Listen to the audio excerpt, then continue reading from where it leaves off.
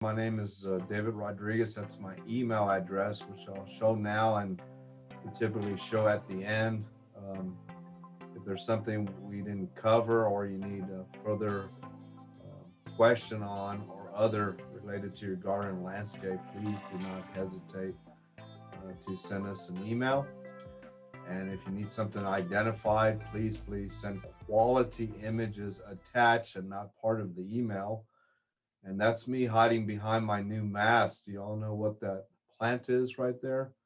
So one of our first Texas Superstar releases. It's called a Muy Grande Hibiscus. Muy Grande Hibiscus, who was the breeder at the San Antonio Botanical Garden, Dr. Moy, who did work on the Satsuma mandarins and ginger and roses and a lot of other plants. That's the second largest faced open flower in the world right out of our botanical garden that he bred as an ornamental plant. So it's kind of cool. So if you have a chance to either add this to your landscape this spring and summer when you can find them, or also the flare hardy perennial dinner plate hibiscus as well. So let's go ahead and get started there. And again, thank y'all for joining us today. So I have some subject matter that I'm going to cover, and if we have time at the end, we'll try to answer your questions. So I tell folks you might want to wait close to the end to chat in your questions because often we cover it during the talk, so we're not being repetitive there. Just follow these guidelines, and we'll try our best. Or, like I said, you can send us an email, and we'll get to it as soon as we can. So a little bit about Texas A&M AgriLife Extension Service real quick. We are the extension arm, the arm of the educational component of the university. We are funded separately. Abraham Lincoln initiated the land grant universities during the War of the States by initiating and signing the Morrill Act in July 2nd, 1862, the first great Republican president of our great nation. And we know that the greatest university in God's green earth is in College Station, Texas A&M University System, the oldest institute of public higher education and the largest in our great state, with over 6,000 undergraduates still in the College of Ag. So we remember our old traditions and then all the great stuff that they do. So we're the educational arm of the university in the 254 counties in our great state of Texas. We are funded separately in the university system with the unique county partnerships, which fund the major majority, as well as state funds and a little bit of USDA federal funds as well. 107 years. It's good to have traditions. It's good to respect history, and we're always growing. And with 4-H, the oldest, uh, much older than the Boys and Girls Scouts of America with 4-H, and that's our youth component, and then everything else that we offer with the extension service. That's why we do these educational programming, and hopefully soon going into late spring, summer, we can start doing some face-to-face. So that would be awesome as well.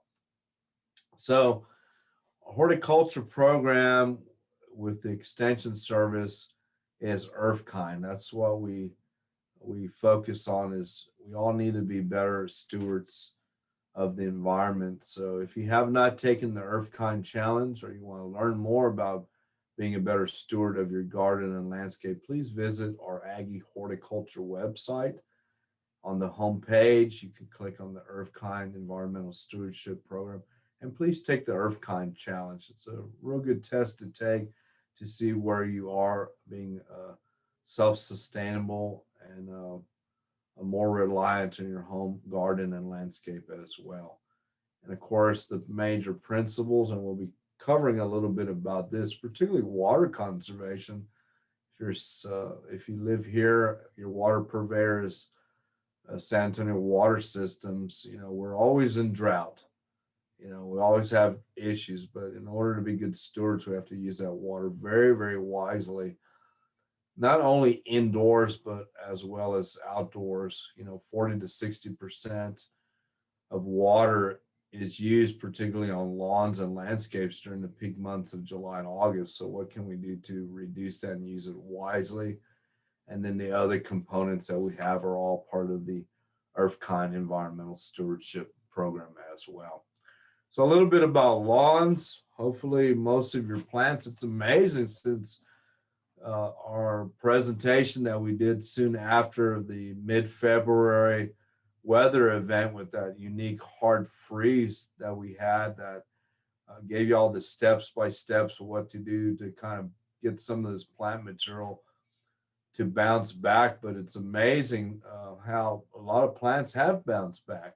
Hardy perennials and sago palms and lawns and things like that. And if we're maintaining and doing the right thing throughout the year in regards of mowing and watering and fertilizing, not only our lawns, but our landscapes, mulching and all that, that we'll be reviewing here in a little bit with this presentation today, and doing the right thing, fertilizing at the right times, at the right rates, and the right analysis, it's amazing how things have been bouncing back. And hopefully your lawn has bounced back. So hopefully on most of your lawns, which we grow warm season turf grasses here, hopefully they've woken up from the winter time and are actively growing. We grow different selections of St. Augustine, Bermudas, and Zoysia, St. Augustine being the coarsest blade. Just a reminder, not only St. Augustine, but all your turf grasses, please, please make sure that you have a very, very well-maintained mower, but most importantly, with sharp blades. You want a good cut, just like when you're shaving, you don't want to get nicks and scratches, right? So you want to make sure when it comes to your lawnmower blades that they're very sharp. You make an excellent cut, because if it's ripping the grass blade, you're going to be prone to probably having disease pressure, maybe some insect pressure, and aesthetically it looks bad when the tips are ripped and that brown appearance as well.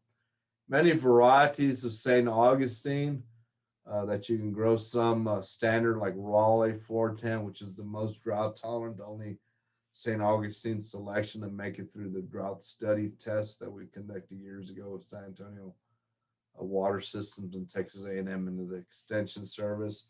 Some have a little bit more shade tolerance, such as FJ Select or Palmetto. The biggest downfall of growing turf grasses is heavy traffic as well as shade. Bermuda does not like shade, and you often see Bermuda on recreational fields.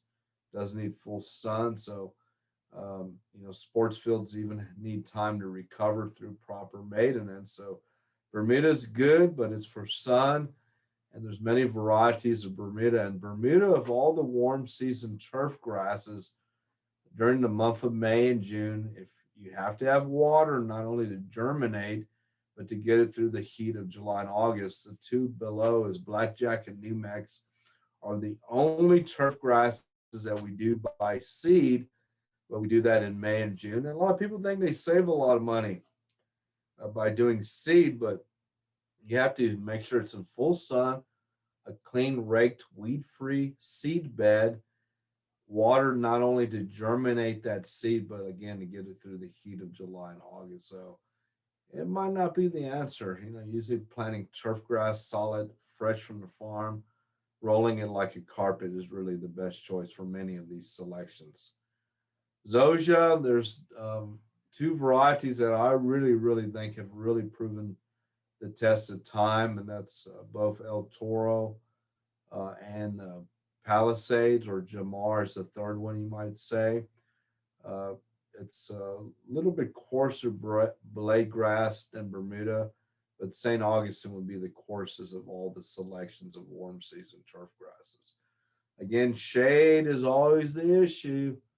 If you're trying to grow shade, the Zoysias can take a little bit shade. Bermuda does not like shade.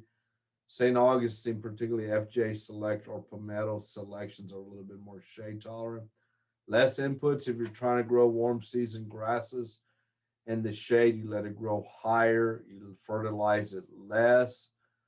water less because you don't have the sun and the photosynthetic capacity there. But at the same time, even the little nacho dog right there, the other issue besides shade is compaction, compaction, compaction. That's why Bermuda is the heaviest traffic of all the warm season turf grasses, but even golf courses and football and baseball, soccer fields need time to recoup after a game. So there's like any tree, shrub, plant, even turf grasses, there's always the good, hopefully outweighs the negatives, but there's always issues.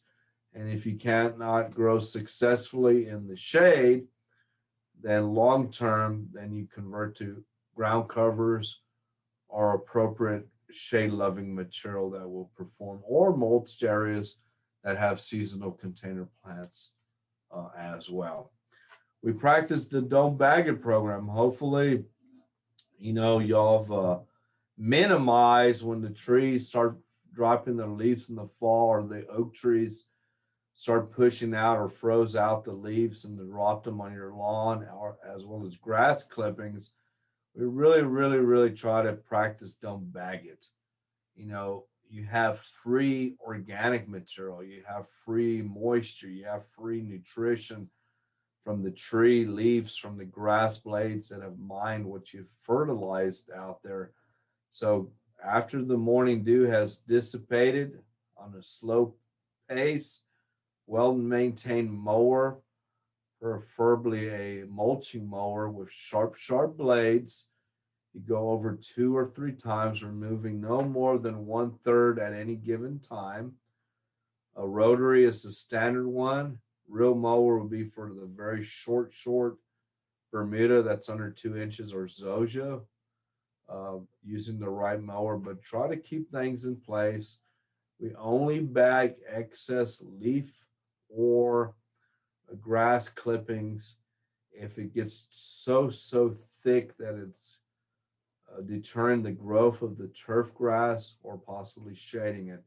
But if you go over it 2 or 3 times, it's amazing that we don't need to bag it. And if we do need to bag, maybe we'll use the grass clippings, not Bermuda, but St. Augustine, on the walkways of our vegetable garden, possibly. Or we're being self-reliant and self-sustainable, right, as a family, and incorporate it in a well-balanced compost pile if we do have to bag it. But don't bag it, please. And we always practice. We need leaves, we need photosynthesis, we need sunlight for ample growth of not only the lawn, but plants in general.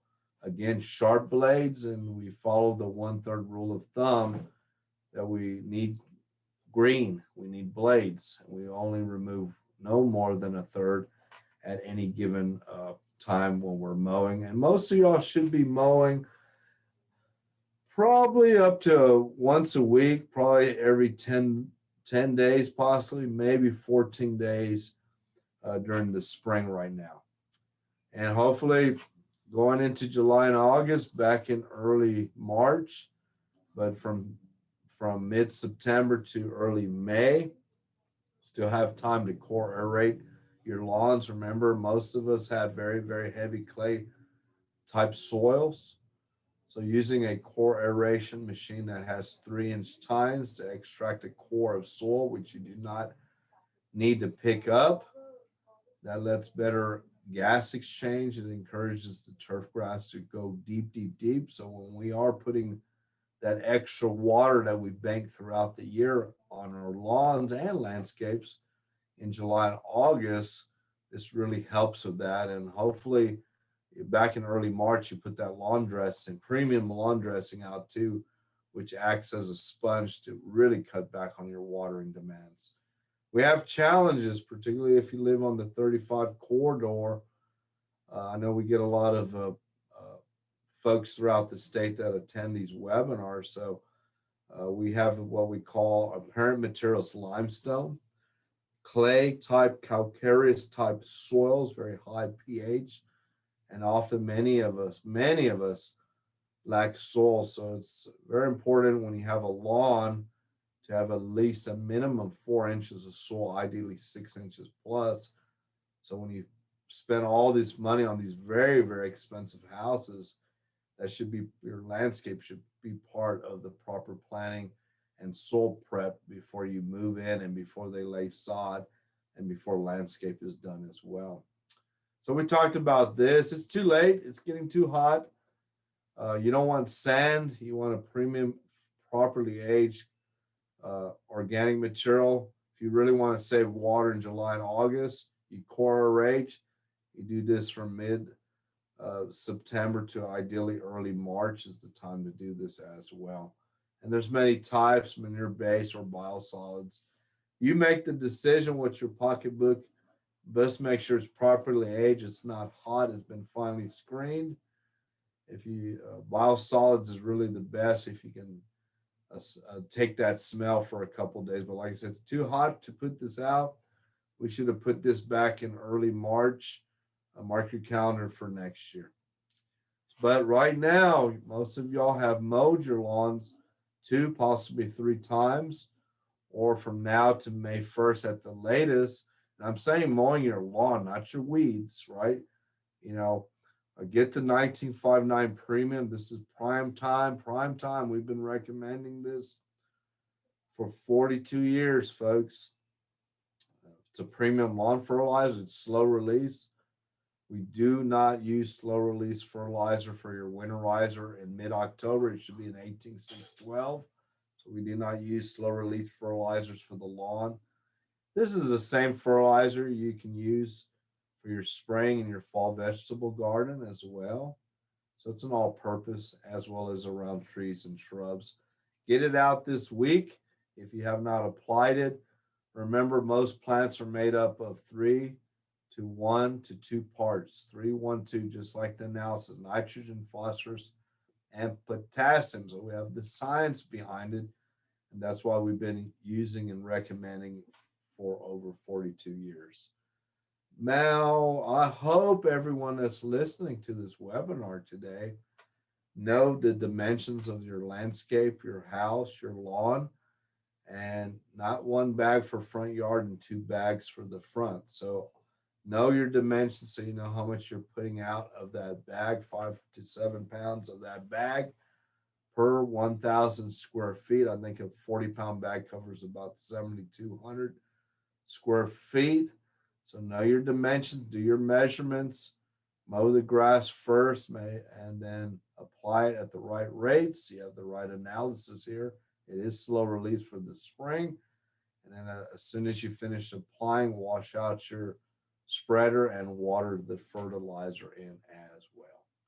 So no weed and feeds. Some of y'all are still struggling with weeds. We do not recommend weed and feed. We recommend good lawn maintenance, as we mentioned a couple things already throughout the year. And of course, we stress this. It's too late to put your insurance policy out, your pre-emergent, but either dimension or barricade, which are broad spectrum, both for grassy and broadleaf weeds. Mark your calendars, late February, early March, and again for the cool weather weeds that will be coming when it starts cooling down. You apply this in late August, early September. Always read and follow label instructions to make sure you're doing it correctly as well. This is a big, big thing, particularly a lot of us paying a premium on water, and we'll be paying more.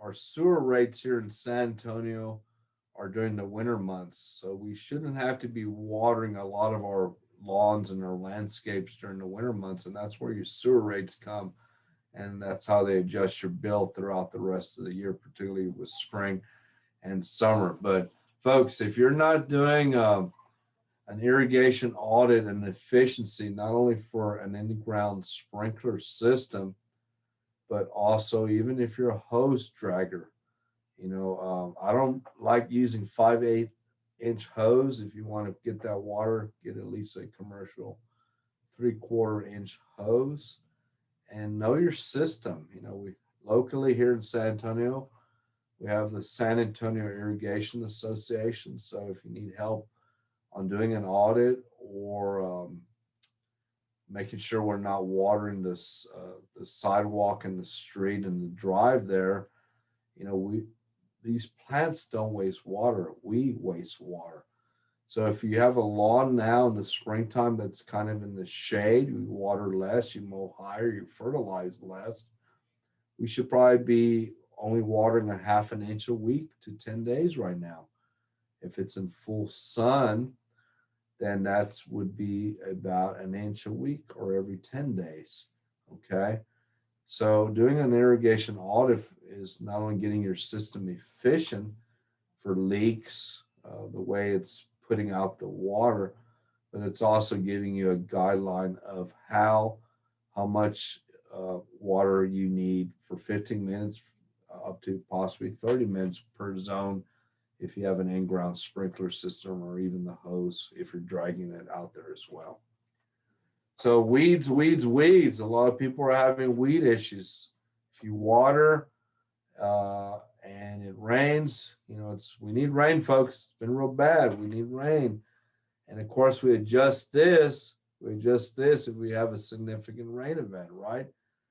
So make sure that you have a rain sensor on your irrigation system too, so we're not watering when it's raining or we're watering right after a significant rain event. Y'all see that. It happens a lot. Remember, lawns and plants don't waste water. It's us not watering correctly, folks. Got to control the weeds, and you know, using a 4-H goat project, hand pulling them like this Bermuda, which will be back in 10 days. And don't rule out of your arsenal. One of the concepts of a good earth kind landscape is, remember, 99% of agriculture in this great country of ours that feeds, that's 2% is agriculture that feeds 98% of us. 99% of that is traditional, conventional with organic and natural growing. So don't rule out herbicides. Just use them correctly. Remember, these products work well. It's us not using them correctly. So insecticides, pesticides, herbicides, etc. Always read and follow label instructions and use them correctly. But one of the best things that we need to do twice a year, for sure, is mulch, mulch, mulch. And going into May, we need to, ideally, the mulch we like in this central South Texas area is a double shredded hardwood mulch. And make it a little bit better if you want to buy it as a living mulch or add a little bit of finished high grade compost to it. It'll be even better. Remember, we lack organic material in our soils. Okay, we lack organic material in soils. Our soils are very high in calcium, very high pH, very buffered pH as well. So 222, twice a year, replenish with a thin 2-inch layer of organic double shredded hardwood mulch. Make it a living mulch if it has compost. We do that here in the next 2 weeks in early May before we go into the summer heat. Might even have to do this if we don't get rain here pretty soon, and we do this coming out of the heat of summer. What happens to those 2 inches by the end of summer? They're not 2 inches, right? It's not 2 inches. It breaks down and decomposes and becomes compost. So it acts as helps with weed management, most importantly, regulates soil temperature both in the summertime as well as winter time, right? So people that followed this mulch campaign, it's amazing how their perennials are coming back up from that hard, unique weather event, that freeze we had in mid-February. But mulch, double shredded hardwood mulch is the best for us here in Central and South Texas. Proper planting. Well, man, some of y'all need air hammers to plant your spring tomatoes, which you need to get them in the ground this week, no later, and other warm weather vegetables as well. But we have challenges, caliche and clay soils, rock, etc. So when we plant, we know it's going to be hot in the summertime. That's why we mulch on the top. And when we plant, We work with the native soil. We use the proven the test of time plants, both native and well adapted plants, including many of the Texas superstar plants. And we have to use the soil that we have, unless it's raised beds that we bring in an artificial premix in there. It's just like you would do a container plant, but compost mixed in no more than 20%, blended in with the native soil the best we can is a big key. And then mulching these plants as well. It's hot, so we have to start figuring out. We're still planting now through May, and then June, July, and August. There's a few plants, seasonal annuals like Coravinca, zinnias, portulaca, purslane. If we need to add color to containers or the flower beds, but we know it's hot. It's going to be hotter. We like to barbecue, but we want to make sure we're ready before the summer heat gets here, so we're not stressing plants uh, from winter, from the February freeze, or new plants, or plants that have come back up through the summer heat as well. We know water is becoming a precious resource, right? Y'all see everything the last 2 or 3 months. Look at what you were paying on things back in September. Look at things that you're paying now. Everything's going up. So we don't need to spend more water. We need to use water wisely, right? And be very conservative on what we do and what we spend our hard work and money for. So mulching, right plants, compost mixed in with the native soil, all that's going to help cut back your water bill as well. Maybe we've learned a little bit. Hopefully we've learned that. We know that it rains, we get most of our rain, one or two big rain events, right? We know that occasionally we have a winter hard freeze, and most of our winters are mild winters. And maybe we know that we don't need as much lawn, and we want plants that bloom 12 months out of the year, many of them being hardy perennials, Texas superstar plants. So, get your landscape 1/3 lawn, 1/3 functional, beautiful plants that attract pollinators, hummingbirds, butterflies, etc. 1/3 hardscapes, fountains, bird baths, permeable surfaces with mulch, aggregate, and things like that in the right places.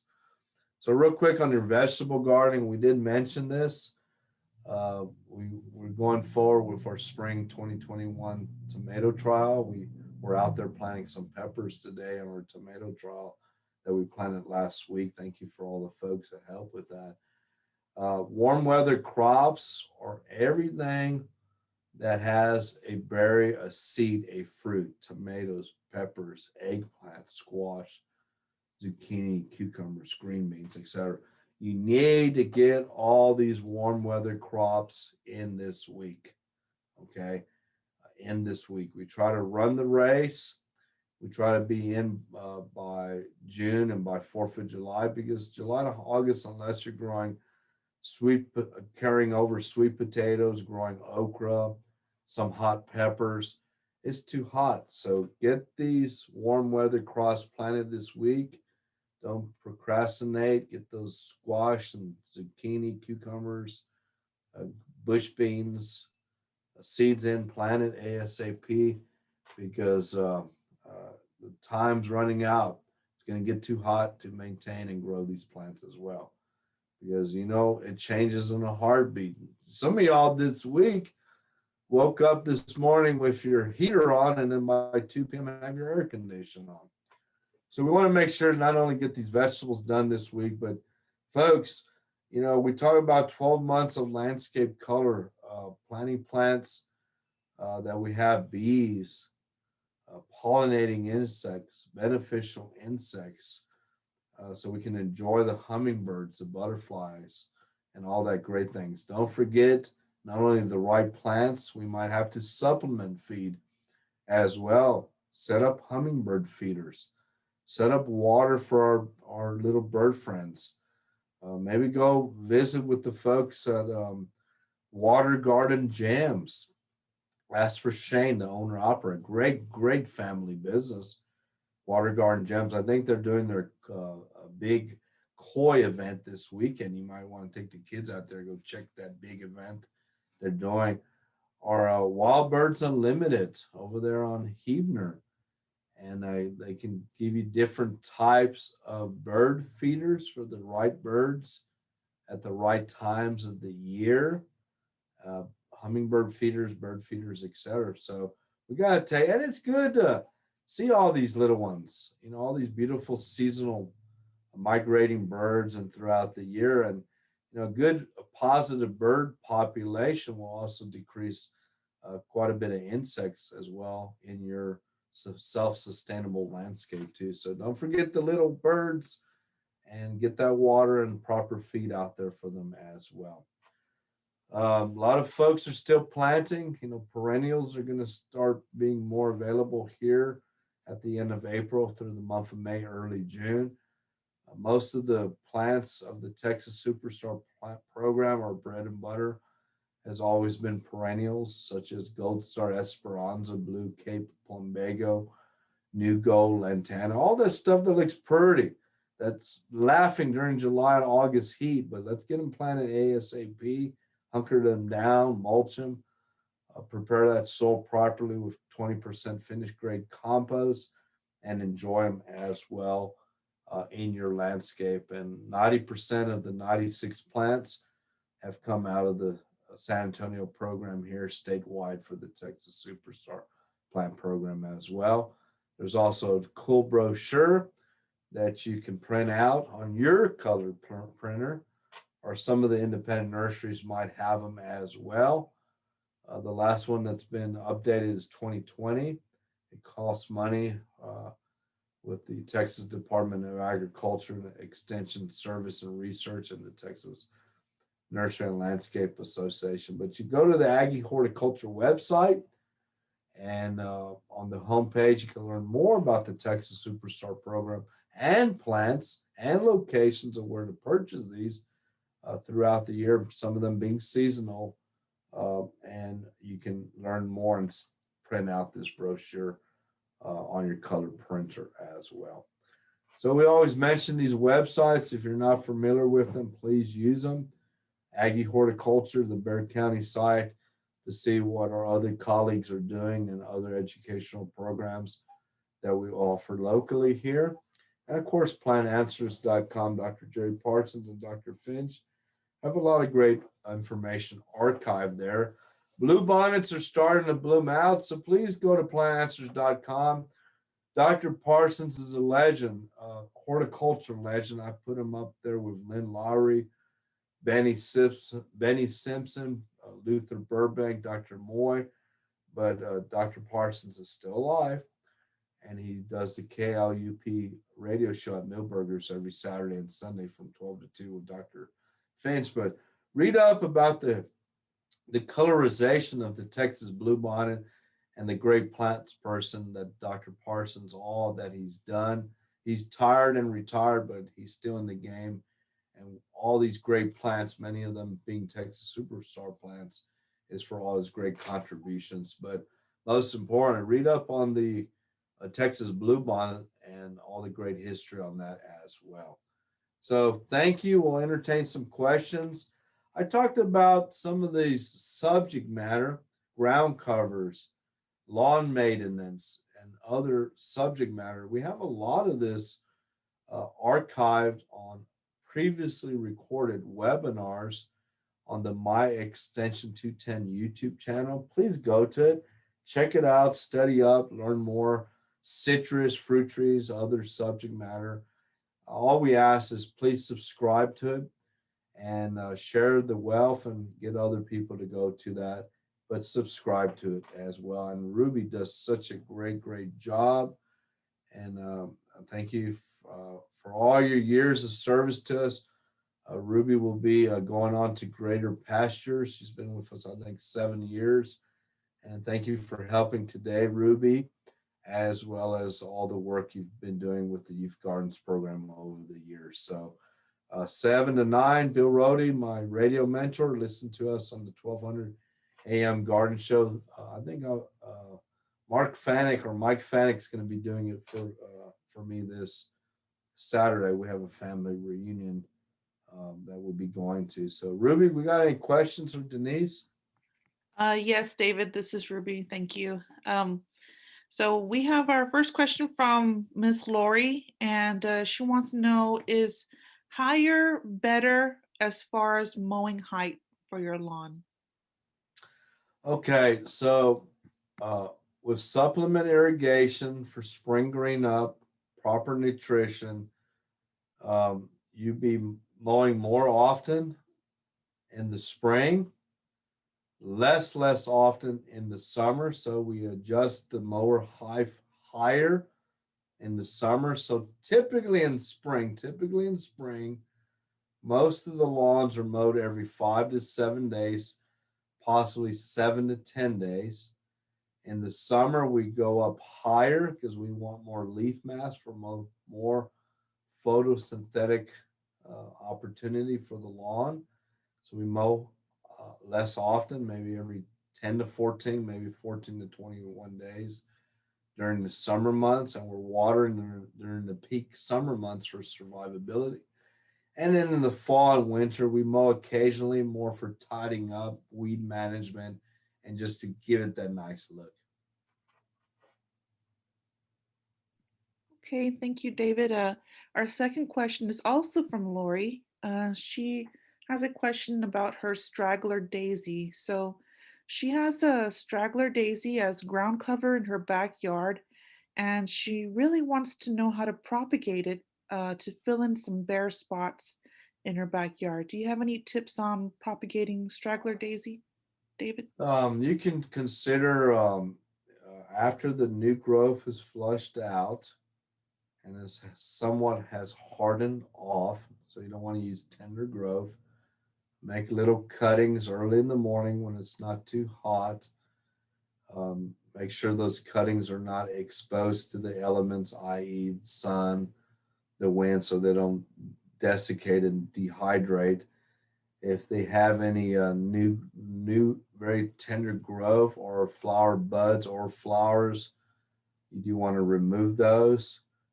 And then, depending if it's woody or not, then you can consider immediately putting the cuttings as you would do other type cuttings in a liquid, ideally liquid over a powder rooting hormone immediately for 10 to 20 minutes, and then putting them in a couple ways or considerations, maybe three. Direct sticking them in pre-moistened 4-inch containers and keeping them misted, ideally in a mist bed, or mist them in a shady location, and or putting them in a flat of pre-moistened potting mix and sticking a bunch in a flat, and if they root, then carefully dig them and then upgrade them in larger containers. So try that and see if that works for you.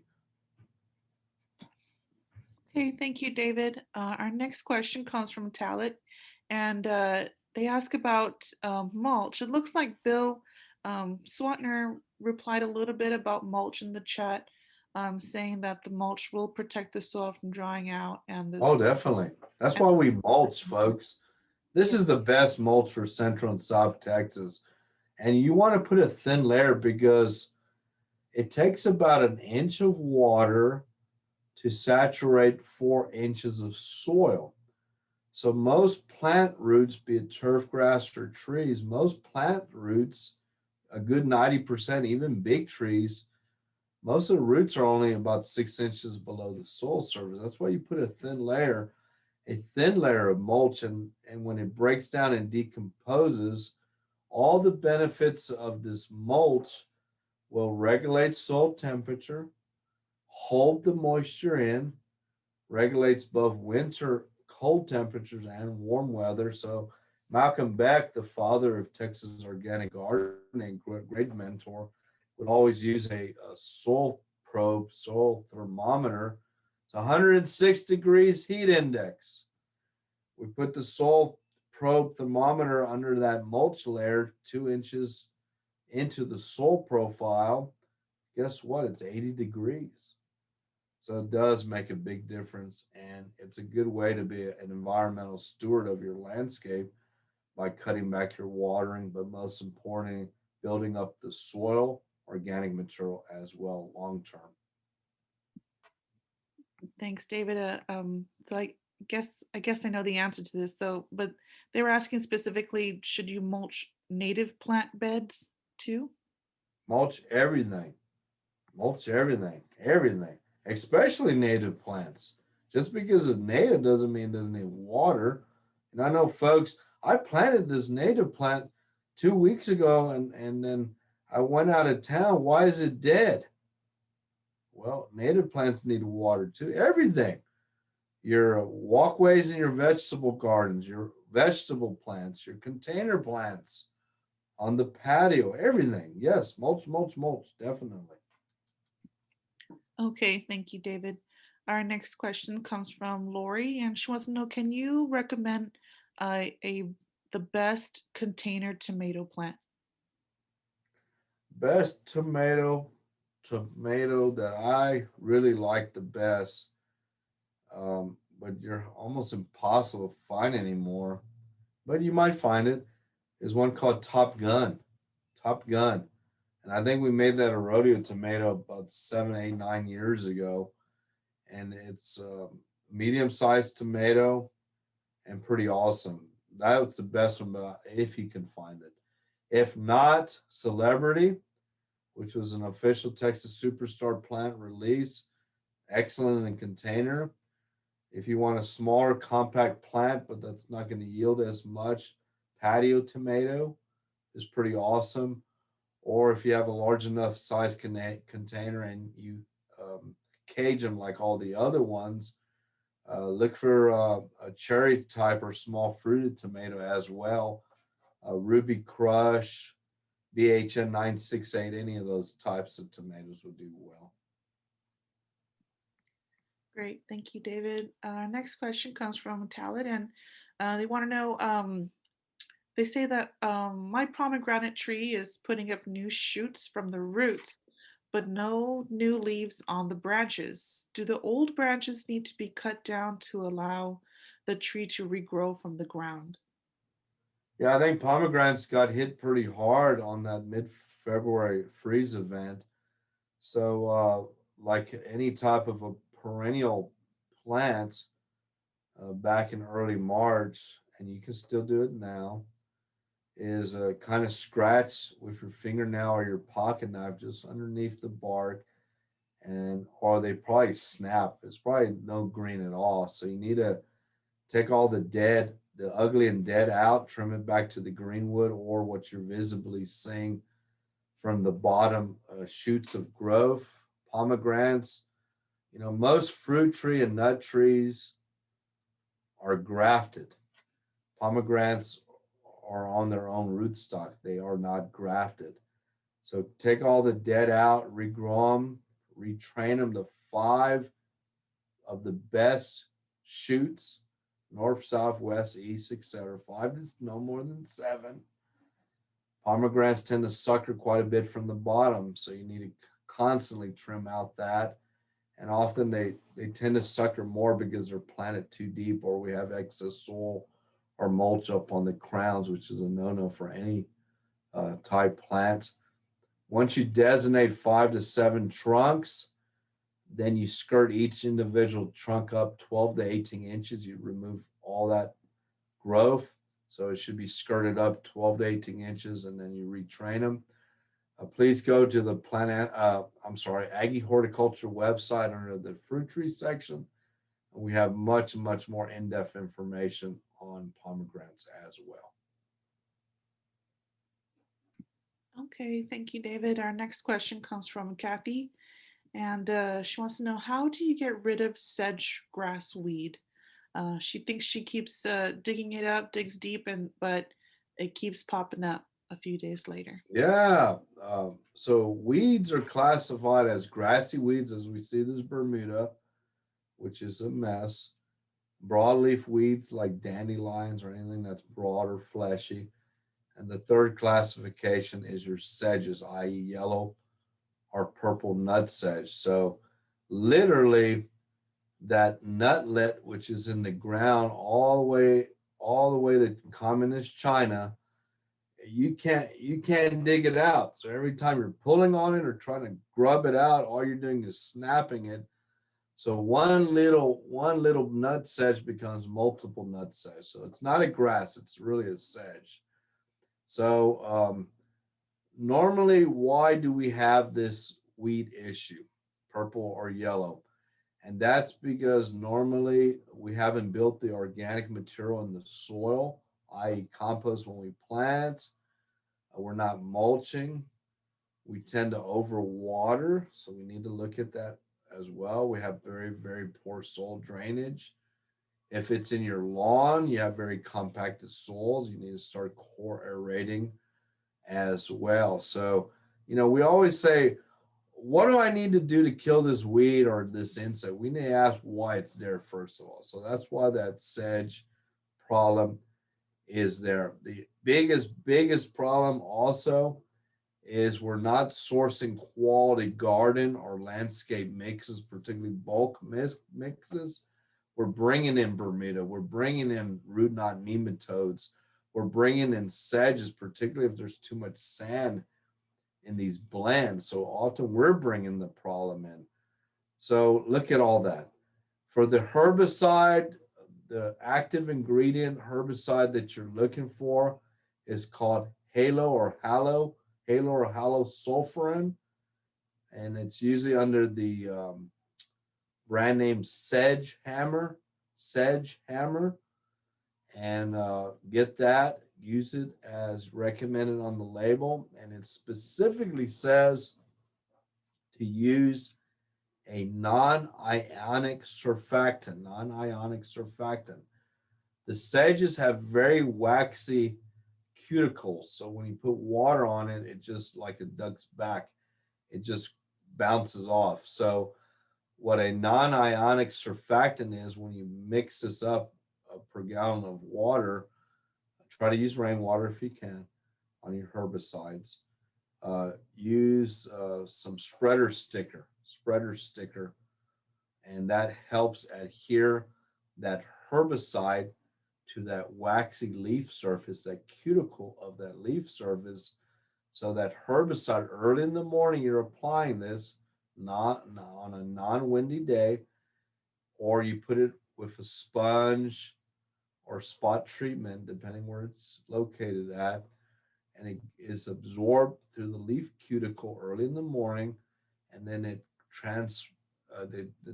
moves down all the way down to that little nutlet, and that's how it works that way. So save the molasses if you have blackjack molasses, blackstrap molasses for your pancakes or hot cakes on Sunday. So sedge hammer is what you want to use to control that. Okay, thank you, David. Our next question comes from Judy, and we did have someone respond to this, but David, if you could elaborate a little bit more, can you talk a little bit about where you can buy mulch? Yeah, I'll tell you what, everybody has it. Garden centers has it, independent nurseries, which we should support, our local small businesses, some are thriving. Many have been hurt with this COVID and regulation, so we got to take care of mom and pop or bulk. So the garden centers, make sure that you buy, what have we been saying? We've been saying double shredded hardwood mulch. So don't be buying just the colored mulches like red, black, or brown that are colored, because a lot of those, well, it's cheap price. It's a better price. You pay for what you get. Those are recycled pallets. So they shred pallets and they put a dye on it that typically only lasts 6 months to a year. And that pallet, which is very, very um, tie up nutrient type mulches, that's not going to build your soil. It's going to tie up nutrition and it's going to look ugly after 6 months to a year. So use double shredded hardwood mulch. So you can find some at the garden centers, you can find them at the independent nurseries, or you can buy bulk, like at bulk places. You can get it delivered. You can take a truck or a trailer, tarp it after they load you up, and like New Earth Soils and Compost or their distributors, Gardenville, Stone and Soil Depot, etc., etc. Y'all know where to buy it, but just buy the right one. Okay, thank you, David. Our next question comes from Talit, and they say, my red barren tree is bursting with small fruit. Do I need to do any fertilization or treatment to help these peaches along? Yeah, Red Barron Peach. I think when I do some of my presentations, I have the prettiest picture from the Alamo of that peach. So it's a double blooming red peach. Acts as an ornamental, and the quality of peaches are unbelievable. So you have an ornamental tree that's an edible crop, Red Barron Peach, one of my favorites. Awesome, awesome peach tree. So what you really need to focus on is making sure once the peaches, like many other fruiting crops, be it Satsuma mandarin oranges, plums, or other, once they get from about a marble to no larger than a golf ball size, you ain't going to do this. So I don't know why I'm mentioning this. And most people don't do. You need to thin these out. You should have one peach, one fruit per fruiting stem, no more than two, ideally spaced out every 6 inches. So you need to thin them. That's one thing. So you not knock them off basically. Okay. And then your homework assignment, since peaches are the most popular fruit tree planted, you need to start spraying them. Okay. They're the highest input. There's no organic peach orchards in Texas, folks. They spray because there's worms, there's caterpillars, there's stink bug, there's diseases. So you have to almost spray prophylactically once a week. So we have the write up on the fruit tree section of Aggie Horticulture for more in depth information. And what I like to tell folks is go to your favorite independent nursery, get a minimum of 3 insecticides for fruit, 3 different insecticides for fruit, and a minimum of 2 to ideally 3 fungicides for fruit. And you have to alternate these as recommended on the label from start to the end of harvesting that crop. You don't have to spray peaches. You don't have to spray fruit. But the first people that send me all these emails of this insect and disease pressure are people that don't spray. So you have to spray if you want a crop to come in. But read and follow label instructions is the key. Okay, thank you, David. Our next question comes from Barbara, and she wants to know, she says, I have zoysia grass. It is thin. How do I thicken it up? I have applied fertilizer and compost, and I think the pre-emergent did good job, but to remove the weeds, but the grass is left very thin. Do you have any recommendations for that, David? Well, I would like to know if it's in the shade. It's either Nacho did it or this is the problem. If you followed our recommendations, if you properly water, if you properly mow, ideally Zoysia and Bermuda, that's under 2 inches tall. I like to use real mowers, not the old-fashioned rotary mowers. If you're core rating, you're using the lawn dressing. You're not bagging the clippings. There's a picture of the real mower. You're fertilizing with the right rates at the right time. Then I can almost guess it's either the little dog, and it's good that the kids get outside and play. That's okay. They need to play. Turn off the TV. Stop playing video games. and or the shade that's causing that. Okay, thank you, David. Our next question comes from Mary Lynn. She says that some of her blackjack trees are barely blooming and many of the branches and twigs snap off easily. And so she wants to know, do you think it'll come back? I think she's talking about oak tree, right? Yeah, Blackjack oaks. blackjack oak. Mhm. Yeah, blackjack oaks. Yeah, I don't know. You know, this freeze in February knocked down or killed a lot of the weesatch. Um, it's uncertainty on a lot of these trees. Blackjack oaks and post oaks. Normally, the stress issue on that is they don't like you living next to them. So the decline on blackjack and post oaks typically starts right after we build a new house, right after we do digging in and around these native habitats, put a driveway, a sprinkler system. It's us that's the stress. And what we're doing to the environment, they decline and they stress. Okay, that's the biggest issue. The second issue is we're in big time drought, folks. We haven't had good, significant rain events for a while.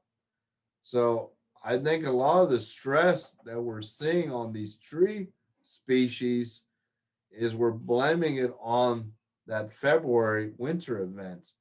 But I think it's an accumulation of compact soils, construction issues, drought, and I think the secondary is this stress issue of mid-February that compounded all these issues.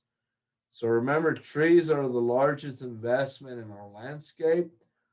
You should always have a consultant arborist do a complete site evaluation to help you how we can bounce back and maintain all our tree species. Okay, thank you, David. Our next question comes from Wanda, and she wants to know if you have any advice for getting rid of dichondra weed in a zoysia lawn. Yeah, dichondra is a sometimes people call it small leaf silver dollar weed. The answer is do not use weed and feed fertilizers. We do not recommend weed and feed fertilizers. Go to the My Extension 210 YouTube channel. We have 4 or 5 archive webinars on lawn management. Follow that 12 months of the year of what we've talked about of core aeration, lawn dressing, proper fertilizing at the right rates at the right times, and pre-emergent herbicides at the right times as well. But what I want you to do is go into your independent nursery, ask for a Texas certified um, nursery professional, and get a leaf broadleaf herbicide, and use that in an area as recommended, and it should maybe listed on that label for your type of lawn that you have as well, and do a small treatment of that area, see how it works, follow it to a T on how it's applied correctly. And if it looks like it's working well, then you can start using it on the rest of the lawn. But this type of weed is an indicator weed. This type of weed is an indicator weed. And that weed typically comes about because it's too shady. You haven't aerated the lawn. Your heavy clay soils are too compacted. And the third thing, when we see this weed, is we're overwatering. We're overwatering. That's an indicator weed. Weeds tell you why they're there. Okay. And this weed is telling me what's happening there. Okay. So look at all those and adjust correctly what you need to do to get the lawn where it needs to be. Too much shade, compact soils, and over irrigation causes this type of weed. Okay, thank you, David. Our next question comes from Barbara. She says that her Satsuma and Myer lemons are loaded with fruit, and she wants to know, does she need to thin them out? Both of them are over 10 years old. Yeah, thinning fruit, just like peach, plum, or any fruit. Once the fruit gets, if the tree doesn't naturally abort them themselves, when they hit marble size, ideally marble size on the Satsuma mandarins, then you would help knock off some fruit. The rule of thumb is one to no more than two fruit per fruiting stem, spaced out every 6 inches apart. And ideally, for every fruit, you have 42 leaves. 42 leaves, ideally. That's a good project for grad student to count those leaves. Okay, thank you, David. That seems to be our last question in our chat, and it looks like Perfect we're at, timing. yeah, 12:59. So thank you all, y'all. We want y'all to please follow some of the slides and guidelines that we talked about, from supplement feeding the little birds or having a sustainable landscape that's more of a wildscape, berries in the fall and winter, as well as the plants that will supplement them, as well as water, not only for our lawns, for us, but for our little bird friends as well. They're so beautiful. And Texas Superstar plants, let's get some planted. Go to the Aggie Horticulture website to learn more about the Texas Superstar plants, as well as the brochure, the most recent brochure out there as well. Use these websites, please. And most importantly, if you're not subscribed to the My Extension 210 YouTube channel, a lot of archived webinars there. Spread the word. We have a wonderful webinar on citrus for your patio and landscape there as well. So thank you. I hope y'all learned a little bit today.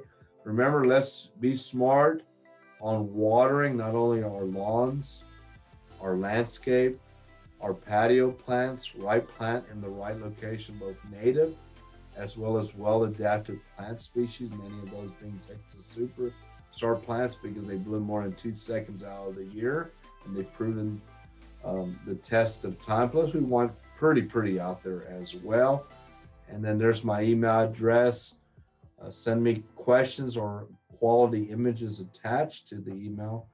And as always, remember, learn and have fun and happy gardening. Thank you, Denise. Thank you, Ruby, and everyone. Have a blessed day today.